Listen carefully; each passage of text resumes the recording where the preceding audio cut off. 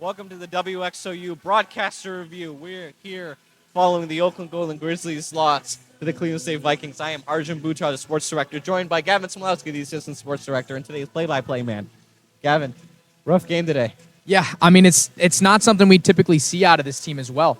Coming off a big win at Green Bay or against Green Bay here on the blacktop, knocking off the number one team, that put Cleveland State into that number one spot, which lined up Oakland to do the same thing again. But unfortunately, it didn't go their way today. And we discussed this during the broadcast, Harj. I don't think it was necessarily Cleveland State being the best team in the Horizon League, as it more was Oakland kind of, shooting themselves in the foot a little bit. It was a rough game. Absolutely. And Cleveland State shot 60% from the field. Michaela Purdue does what she does. But they were able to control Colby Maples.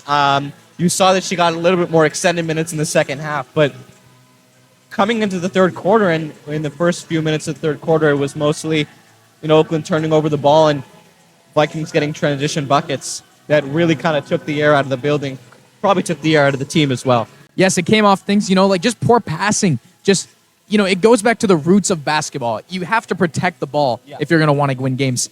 And it didn't come great at the beginning of that half. A lot of turnovers. And then you go to the bench and you bring up someone like Maddie Skrupski, who right off the bat had a few poor turnovers as well. So you're not getting that spark. Don't get me wrong, Maddie Skrupski had a fantastic game, 7 steals on the night. But you can't come into these games and start misthrowing passes in transition, and especially when you're trying to climb from behind against the best team in the Horizon League. Yeah.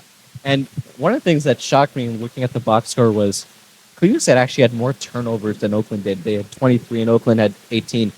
But what it really came down to was in the fourth quarter, Oakland just wasn't able to convert on Cleveland State's mistakes. They just weren't able to control the pace of the game, and Cleveland State just ran away with it. And I think that can be attributed to, yes, less turnovers, but think about the turnovers we saw during the game.